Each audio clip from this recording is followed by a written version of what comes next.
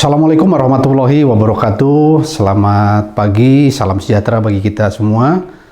Sobat Sista Praja yang saya hormati, hari ini saya akan menyampaikan beberapa materi atau modul pengadaan barang jasa pemerintah pada pelatihan yang akan dilaksanakan secara e-learning.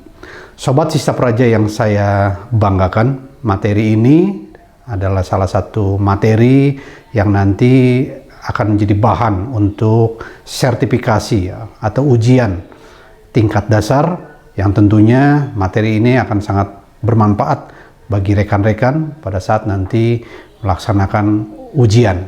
Assalamualaikum warahmatullahi wabarakatuh. Semangat pagi para ASN dimanapun berada.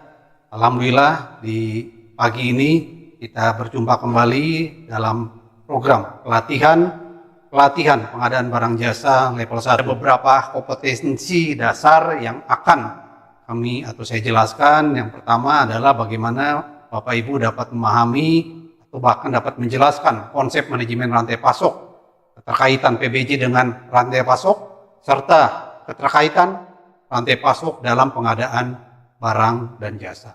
Tentunya di dalam modul 1 ini diharapkan Bapak Ibu sebagai peserta dapat menjelaskan satu, konsep dasar manajemen rantai pasok, kedua, keterkaitan pengadaan barang jasa dengan manajemen rantai pasok, dan ketiga, penerapan manajemen rantai pasok dalam pengadaan barang jasa. Itu bahwa uang publik itu dibelanjakan dengan bijak dan transparan. Sementara di organisasi bisnis, ya, tadi saya sampaikan di awal bahwa organisasi bisnis ini lebih berorientasi pada laba, terutama terfokus pada peningkatan pengembalian modal bagi pemilik atau saham itu sendiri. Ya, kemudian juga dari dua perbedaan ini yang saya jelaskan, ya, ada juga persamaannya, di mana organisasi bisnis dan pemerintah memiliki tujuan yang sama. Dalam hal ini adalah bagaimana mendapatkan nilai uang atau value for money dalam semua kegiatan. Nah, kemudian juga di dalam supply chain pemerintah, ya, ini terbagi atas 3. Yang pertama, ya, pengadaan barang jasa dalam kegiatan rutin. Yang kedua adalah pengadaan barang jasa pemerintah dalam kegiatan proyek. Yang ketiga adalah pengadaan barang jasa dalam kegiatan tanggap darurat. Oke, Bapak Ibu yang saya hormati, kita masuk kembali kepada sesi ketiga, masih di materi pengantai manajemen rantai pasok. Baik, sahabat Sista Praja yang saya hormati, semoga apa yang saya jelaskan di sub modul 1 dan 2 itu dapat menambah pengetahuan bagi para sahabat semua. Kita masuk di sub modul ketiga tentang penerapan manajemen rantai pasok, pengadaan barang jasa pemerintah. Baik, manajemen rantai pasok itu, ya, kita lihat dalam proses pendekatannya terbagi atas 3. Yang pertama dari sisi strategis, level strategis. Yang kedua, ya, pendekatan dari level sisi taktis, dan yang ketiga dari sisi operasional. Apa sih kunci sukses manajemen rantai pasok perintah? Kalau tadi kendala, maka kendala ini menjadi peluang, ya, untuk menjadi kunci sukses penerapan SCM di pemerintah. Pertama yaitu bagaimana menjadikan hierarki birokrasi yang efektif dan efisien, begitu, ya. Seperti apa sih penjelasannya hierarki birokrasi yang efektif dan efisien ini? Di mana tentunya diharapkan, gitu, ya, struktur kerja, ya, antara pejabat pengadaan, kuasa pengguna anggaran, pejabat komitmen, atau UKPBJ ini menjadi hierarki yang lebih efektif, begitu. Ya. Assalamualaikum warahmatullahi wabarakatuh. Semangat pagi Bapak Ibu peserta pelatihan pengadaan barang jasa level 1. Alhamdulillah kita jumpa kembali di dalam program Sistem Pembelajaran Aparatur Jabar Diajar atau Sista Praja. Baik, di saat ini kita akan masuk di modul kedua, yaitu tentang pengantar pengadaan barang dan jasa pemerintah. Saya Budi Hermawan selaku fasilitator PBJ LKBP dan sekaligus sebagai widya suara di PPSDM Provinsi Jawa Barat. Baik, di dalam modul ini, ya, ada beberapa indikator keberhasilan, ada 12 indikator. Yang pertama, diharapkan peserta mampu menjelaskan ketentuan umum, tujuan pengadaan barang jasa, kebijakan, prinsip, etika, aspek hukum pengadaan barang jasa, pelaku pengadaan barang jasa, peran usaha kecil, PPDN, dan pengadaan berkelanjutan, serta pengadaan secara elektronik dan sumber daya manusia, serta pengawasan, pengaduan sanksi, dan pelayanan hukum dalam pengadaan barang jasa pemerintah. Kita masuk di sub materi yang pertama, yaitu tentang ketentuan umum pengadaan barang jasa pemerintah. Baik, di dalam slide ini kita lihat ya tentang ruang lingkup pengadaan barang jasa pemerintah. Pertama, ruang lingkupnya adalah kementerian atau lembaga perangkat daerah ya sebagai institusi pengguna barang jasa. Kemudian dari sumber anggaran adalah sumber anggaran yang berasal dari APBN atau APBD serta pinjaman dalam dan hibah dalam negeri serta pinjaman luar atau hibah luar negeri. Itu ruang lingkupnya. Kemudian juga ya jenis pengadaannya di sini ada 4 ya, ditambah nanti dengan pengadaan secara terintegrasi ya. Di sini kita lihat yang pertama adalah barang, yang kedua adalah jasa konsultan, yang ketiga pekerjaan konstruksi dan jasa lainnya. Ya, silakan Bapak Ibu dibaca kembali di dalam modulnya tentang pengertian dan klasifikasi dari 4 kategori ini. Kemudian di dalam Perpres 12 2021 juga diatur pengadaan barang jasa yang dilakukan secara terintegrasi. Terintegrasi itu adalah proses pengadaan ya dari 4 sub yang di atas tadi ya dilakukan secara terintegrasi. Kita masuk ke sub materi yang berikutnya. Di sini ada tujuan, kebijakan, prinsip, dan etika pengadaan. Begitu. Bapak Ibu yang saya hormati, para peserta pelatihan pengadaan barang jasa, kita lihat tujuan PBJP pertama yang paling utama adalah value for money. Yang pertama tentunya adalah menghasilkan barang jasa yang tepat. Tepat di sini dalam arti adalah tepat dari sisi kualitas, tepat dari sisi kuantitas, tepat dari sisi waktu, biaya, dan lokasi serta penyedia. Begitu. Yang kedua adalah peningkatan penggunaan produk dalam negeri. Kita tahu bahwa Bapak Presiden sudah mengamanatkan bahkan menginstruksikan agar seluruh perangkat daerah baik pusat maupun daerah agar memaksimalkan penggunaan produk dalam negeri.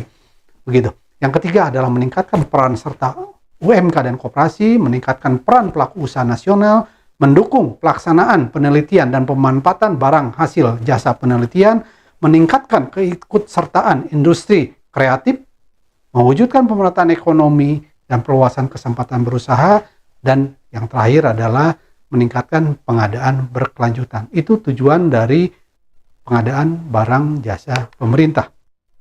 Kemudian, apa kebijakan pengadaan barang jasa pemerintah?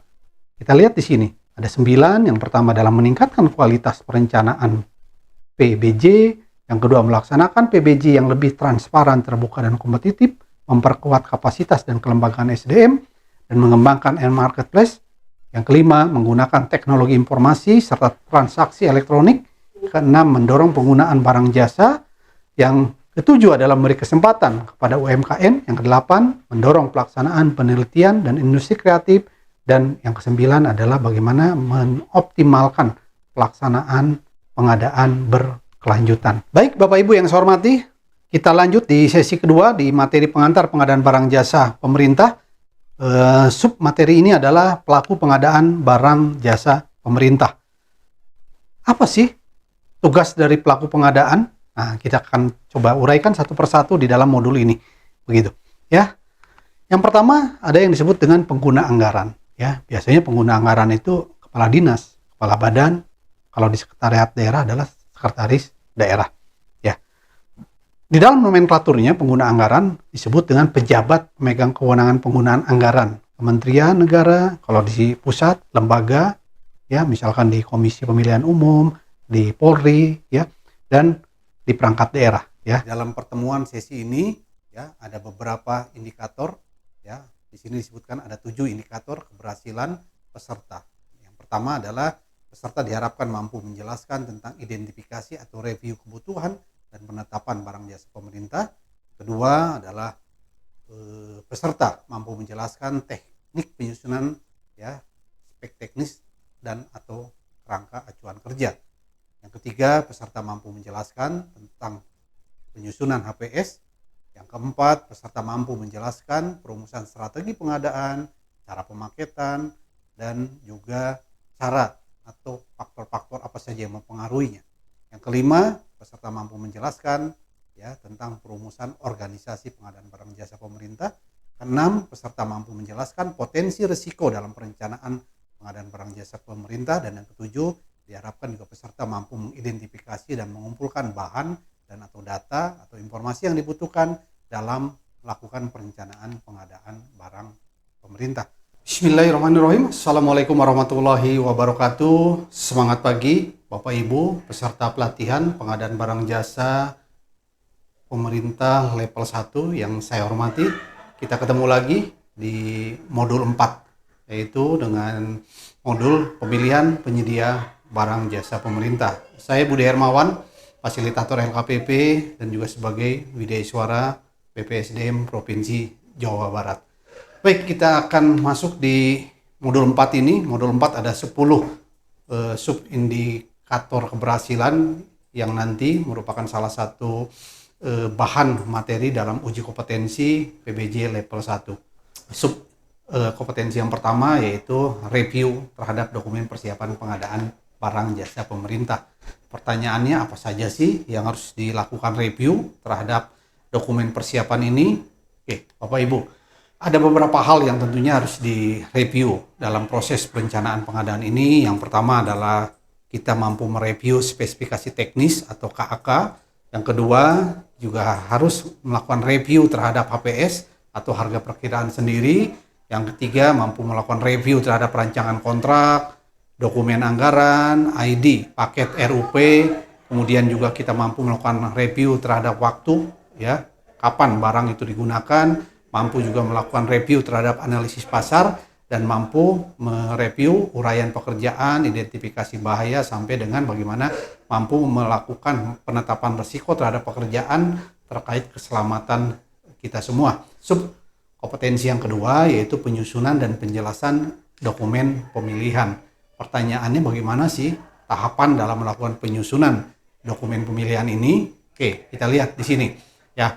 Tahapan penyusunan dokumen pemilihan di sini ada 4 tahapan. Yang pertama adalah ya melakukan identifikasi terhadap karakteristik pekerjaan, begitu.